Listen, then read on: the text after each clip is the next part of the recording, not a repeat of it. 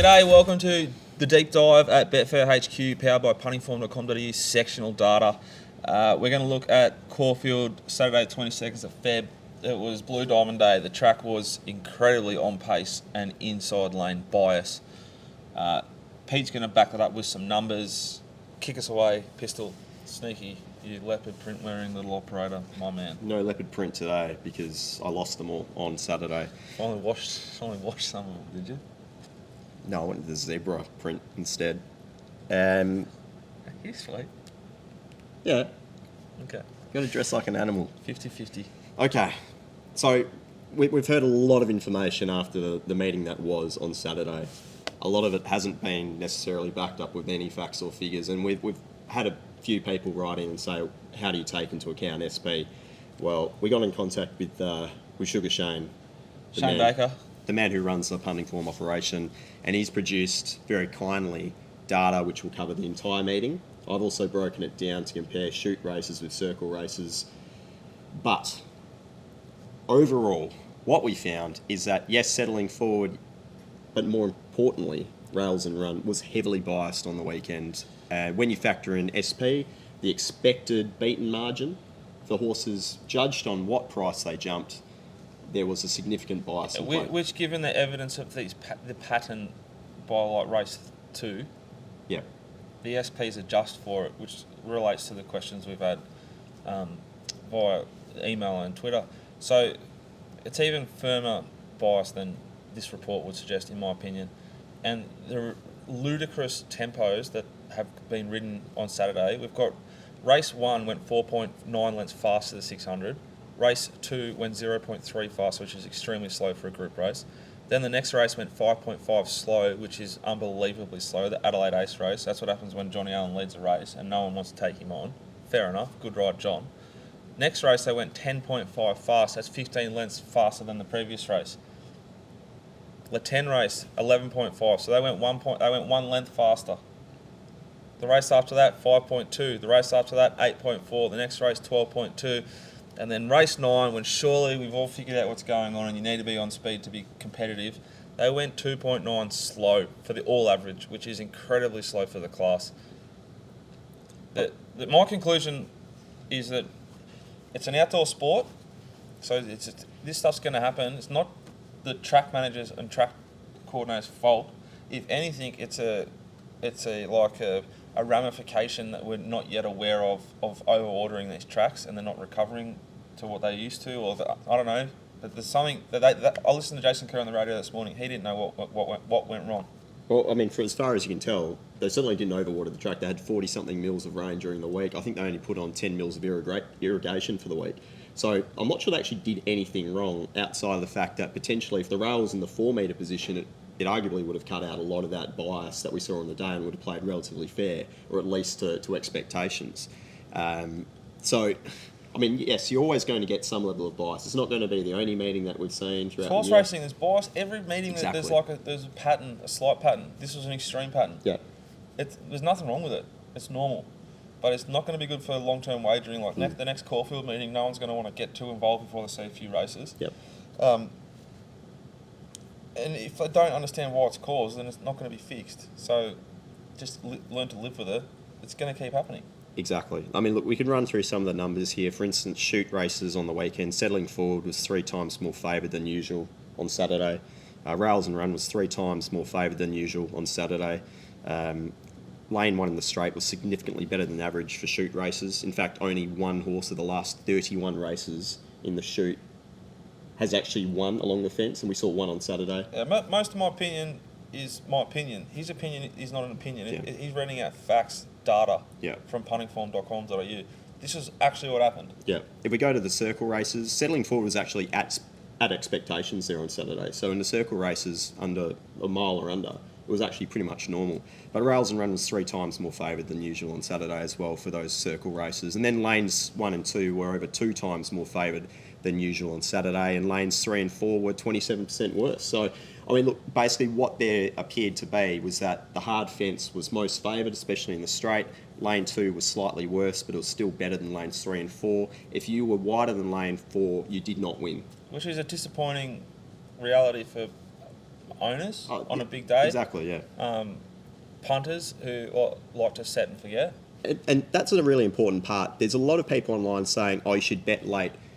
That disregards a lot of people's edges. If you frame markets and then you're betting at 9 a.m. to basically try and take some of those early prices, minimum bet laws are in play. Well, what's the point of having minimum bet laws if you're just going to tell every punter, no, you have to bet in the last 5 minutes, adjust for the bias on the day? And it's a complete nonny argument. And really what we've heard over the last 48 hours... That's what Twitter is, exactly. Mate. Who's the biggest nonny of the lot? Well, how long do we want to go into that? Who is King Non? Well, are you saying that you already know who King Non is? No, I think it's a really important discussion that needs to be had. We can almost have the logies of like nonnies. A pathway show for who the biggest nonny on Twitter is. Maybe we'll do that at the end of the season. We'll have the nonny awards. Yeah, but to act like it's not a... It was a disgrace what happened on Saturday. Yeah. But and then the fact that there's no real clear cause is scary. But the way it was handled by jockeys and trainers, punters, and mostly myself, angers me greatly. It was a huge missed opportunity from me to capitalise on this bias. I'm filthy at myself about it. But some of these rides, when you look at the data and the times they've gone, are sickening. And then you look at the stewards, in their wisdom, questioned the Kieran Maher and the connections of Bonds away for putting the horse into the race in race 8 on a 9-race card when there's, as Pete's just articulated, a severe edge to being forwarded in rails in run. How can you question their tactics for not notifying change of tactics when weekly, daily, it's not even spoken about? I could give 40 examples, and if you want to, I will, but it would be a boring show. Rulership's never not led. Didn't lead. One off the top of my head. There's 50 of them. Oh, but that's okay. You can't enforce a rule and make a point and not consistently do it. If you're gonna, you can't have like a speed limit and only enforce it half the time. It's a fucking joke. That's also one of my pet hates is when, say, the Snowdens were quite vocal the fact that... Did they notify stewards? No, exactly. So what do we do? We're going to guess? So we have to listen to RSM. No, but so if they haven't notified... If the Snowdens, in all their wisdom, and they are so good at what they do, but if they implied that they might want cover, but they haven't notified the stewards, and we know that the stewards can get them in trouble, just look at the stewards report from Caulfield on Saturday, Kieran Maher Bonds away, and it's race 7 and 8 on a severe on-pace bias day. And if you look at the market, there's enough support there for them. They're not completely friendless. You can easily make a case that you think they're going to go forward. Yeah. Or am I ridiculous there? No. It's a Group 1 race. Like, you want to win. The most fascinating thing out of the whole day for me is, and it doesn't make me feel good, but it helps ease the pain and the self-doubt and the anxiety and the borderline depression I was dealing with on Saturday night. A lot of the big operations missed a kick here too. Yeah. There's a severe amount of money for Bivouac, who was always going to be 3, 4, probably 6 wide cornering. And back. Yeah, because it was going to settle midfield at best. Yeah. It went off. Yeah. In race 8. It was insane, wasn't it? Like the actual wagering on Bivouac. And when you respect the market, which you should, and I do, you're sure it's on pace and rails and run, but maybe it's going to be different out of the chute. And that's what the market was doing. This horse, Bivouac went off a cliff. Bivouac It went out a little bit to maybe 280, 90 from memory. Pete will show you the graph. It's going but then up at the death, it just crunched again. $2.90 into $2.56 an hour out. That's between an hour and 30 minutes out. The last half hour, it's gone $2.56 into a low of $2.38. Unbelievable. Closing at $2.44, and that's over $500,000 matched. I think Anaheed didn't lead, but it missed it knuckled at the start. So fair enough. But how nothing took on Pippi? Yeah, it has got an extreme figure, and we'll talk about. You want to start with race 8? Yeah, we can. Let's jump straight into it. So if we go, it's called Lightning. What's it called, Peter?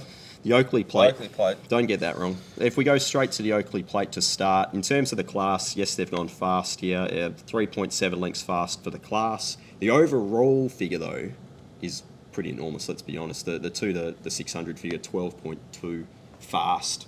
So just ginormous sort of figures there. but Pippi's gone 12.2 faster than Yeah. 6. Her previous peak was 8 lengths fast, which was in 2018 in August. So 4 lengths faster than 4 the lengths first. faster than she's ever gone.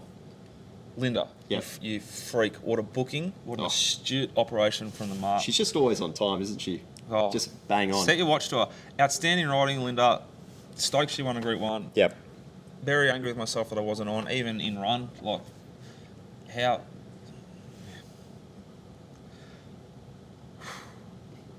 Can't Some believe very she's- frustrating runs in this race, though, and some outstanding like, little insights. Is Lindsay Smith officially now the greatest trainer in Australia? His operation's up and running. Or is he better than... He's going better than Darren Weir, and he's Yep. going better than Mick Price. If you just look at this horse as an example. Anjana, given absolutely none by Zach Spain, which is fair enough because it was a severe on-pace day, and this horse doesn't have early speed. Yep. It settled 17th of 18 in run, basically last. It's gone faster once in its life to the 600. No, three other times it's gone faster to the 600. It's never come home near this speed. It's recorded a new career peak first up for Lindsay here, when not suited at all by the way the track played. He's a freak. Follow it. Lindsay's a freak. So we're following it anywhere it goes. Well, the whole joint or just this horse? This horse. He is airborne. Yeah. He's airborne. This horse has... It's fucking scary. You saw the parade. How forward was it? Wasn't overly forward? No, I didn't see the parade. But Well, I then did. I had my head the under horse. it. The horse will improve. She's a 4-year-old mare. There's plenty to come here. Anjana has flown and is a horse you've got to follow from the meeting. If she backs up this figure like near it, she's going to win a Group 1. Pathways, there it is. Fillies and Mares race somewhere. Talking ourselves into it right now. Zutori, Pete. Yeah. Ah, Zutori.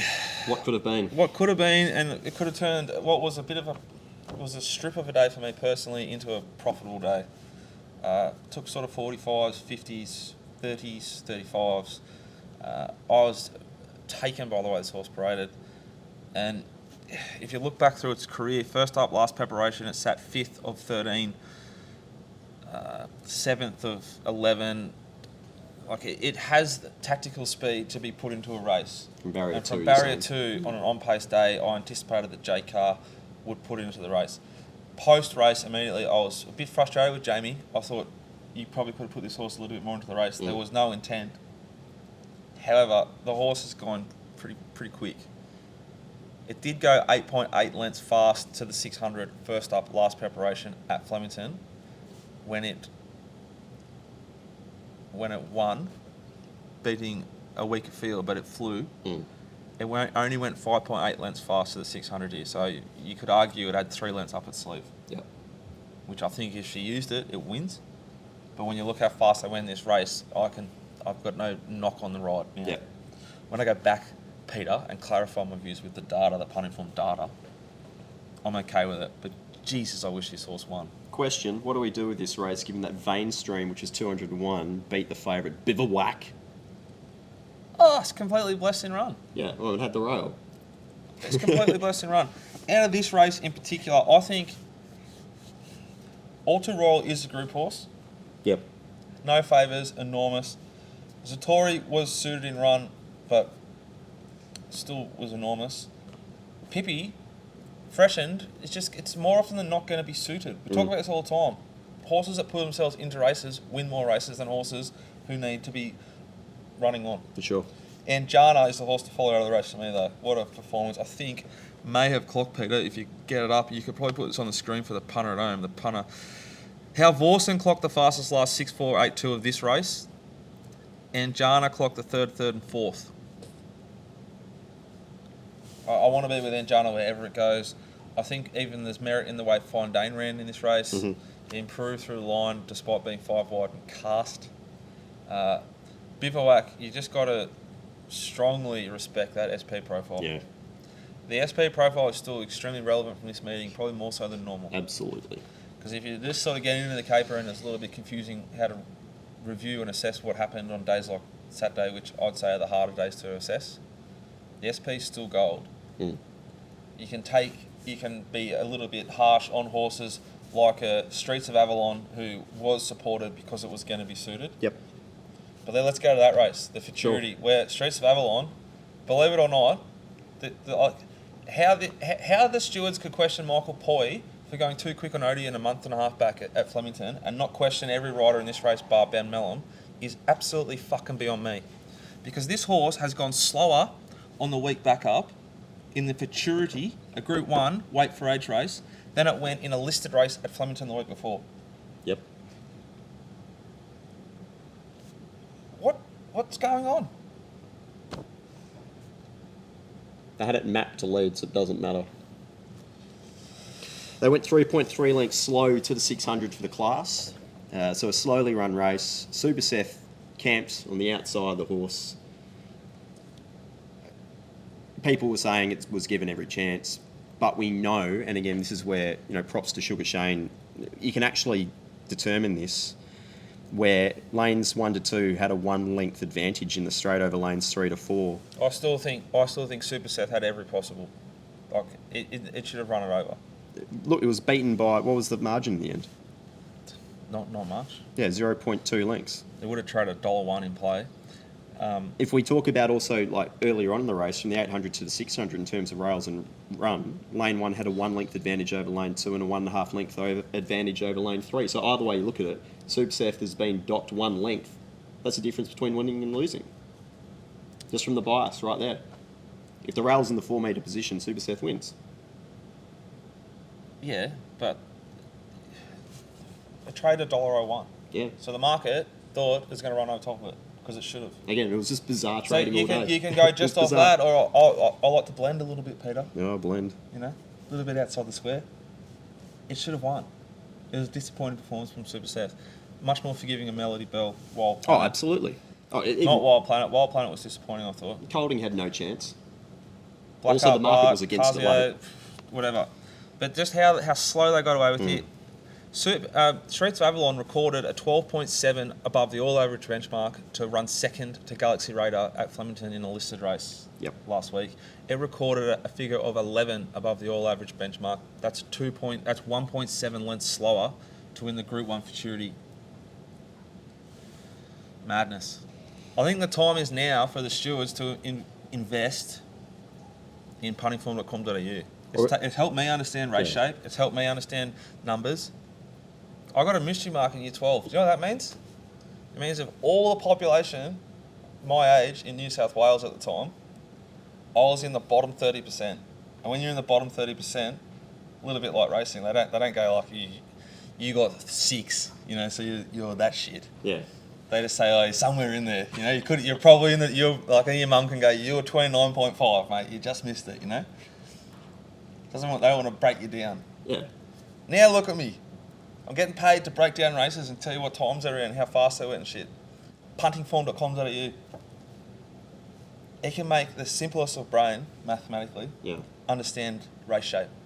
What you're saying is that the way that stewards reports are done at the moment, having them done straight after the race really doesn't help or present with the overall picture, because really you don't actually have a good indication of how fast the race has been run. So almost ideally you need the stewards report. You need like a game day one, and then you need one after the fact. Broken down with facts and data. Exactly. Or maybe invest some of the money, like the ridiculous amount of money that would have been wasted on the All-Star Mile publicity and push that is basically screaming inside a bubble to all the people who are already going to know about the race. The converted. You preach it to the converted, literally. Yep. Spend some of that on helping them have the technology or this stuff so it is live and fast for them. That would be amazing. Or, what would be really good? Make that data for them and share that with punters to increase turnover. You just have a stroke then? You'd think you'd have to figure out that sort of stuff, wouldn't you? There was one more Group 1 on the card though. Jesus. The 2-year-old race. Blue Diamond. Pretty big race. Fascinating race. Okay. Tempo-wise, very fast for the class. 6 lengths fast to the 600.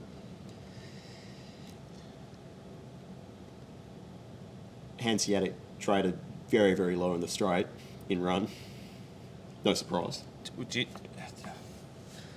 I thought that this ride that Tim Clark gave Hanseatic might be the easily the best ride there on Saturday. I thought it was Ride of the Year that I've seen Could be so the far. Ride of the Year. It was a Group 1 race. He hasn't ridden the horse before. He's Never jumped ridden into the a horse, nutcase. and if you see this Like horse parade, which you'll definitely get to see the parade again now that it didn't win the big 2-year-old race, this thing is a psychopath. This thing is like... I was going to talk about like something that you'd have to cut. Hanseatic has some serious behavioural issues in the mounting yard. I appreciate, and I'm sure every other competitor in this race appreciated that the horse was forced to parade for a longer period of time than it had previously been asked to. Also, rules for some, like, again, it was 25 minutes late to the races. No one cares. It's coming from Flemington, mate. Hey, how does that happen? It's a stick of dynamite, that horse. It really is. You don't want Coiled to spring, as you called it. Oh no, it's worse than that. It's a very scary coiled spring. Yeah. It tried to give its strapper a jab and just missed in the yard. I thought that Tim Clark gave this thing an absolute peach of a ride. It was there to beat the horse and just didn't let down enough. It was an outstanding ride in a race, and it was because the ride was so good. This horse was absolutely blessed in run. It was in as good a spot as anything, outside of maybe a Beautiful Night who led rail. But again, the way that the track played, the closer you were to the fence in the straight, the better off you were. Yeah, but when you're sitting on a good horse in the coffin, either Linda's going to roll off the rail, which she's not because she's too smart. So you got to go there. You couldn't do anything given else, the barrier draw, the race shape, the speed map, this horse could not have got a better run in transit. Yeah. Of the beaten brigade, the not suited parade, the horses that I think are worth following out of this race. Personal, big run to the eye, good run to the clock. Suited. Sucked up the good part of the track. Away game was absolutely enormous. It was 4 wide and cast. I don't know how it stuck on like it did. No idea. And I've triple checked this because I backed it, I tipped it. Montesiro. And I don't want to sound like, this horse should have won. Montesiro's clocked the second fastest last 200 metres of this race, despite being absolutely in the worst part of the ground. Not suited at all by the way the track played. Montesiro is a proper horse, and the horse from this race I think is the most exciting going forward. I mean, look, this is why punting form at the moment is just outstanding product. You can check the position it was in the run, but also what part of the track, the wides as they call it. Wides at the 1,000, 6. At the 800, 4. At the 600, 4. At the 400, 6. Last 200, it was 8 off the fence. Well, that's not even no man's land. Because as Mickey Walker and the rest of them are sort of 3 wide and just riding their horses outstandingly. Great ride, Michael. Yeah. When you're like 3 wide cover or 4 wide cover, you end up being 6 and 7, 8 wide cornering. So you're charging it like the beach, the pool party, while Tagaloa's going at the finish line. You got a corner straight and then go. He's pinched more meterage.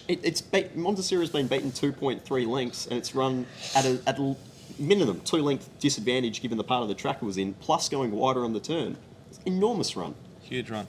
Yeah. So Montesiro, I think, is a proper 2-year-old. I think can be competitive anywhere. Anything else out of the meeting? I reckon that's probably enough shit talk from us. I think Actau is a proper horse in race 1. It did it at both ends. It improved its manner in the parade, and one of the horses I want to follow from the meeting is Actau. I think Aristia and Spanish Reef hopefully don't race against each other next start, but they'll both be winning if they don't race against each other. And Jana, all too royal, been up a long time, probably had enough. So Anjana, Montesiro, the other 2. And I'll throw out Graceful Glamour. What a beast. What a ride. Enormous Timmy figure Clark first up. Pulled their pants down a few times on Saturday. Mark Newnham basically came to the realisation that leaders had won the last 2 or 3 accounts of that race, set the horse for it, but as you pointed out, condition to come. We'll find another race, no doubt, this prep to steal. Yep, sweet. That's the deep dive. Hope you enjoyed it.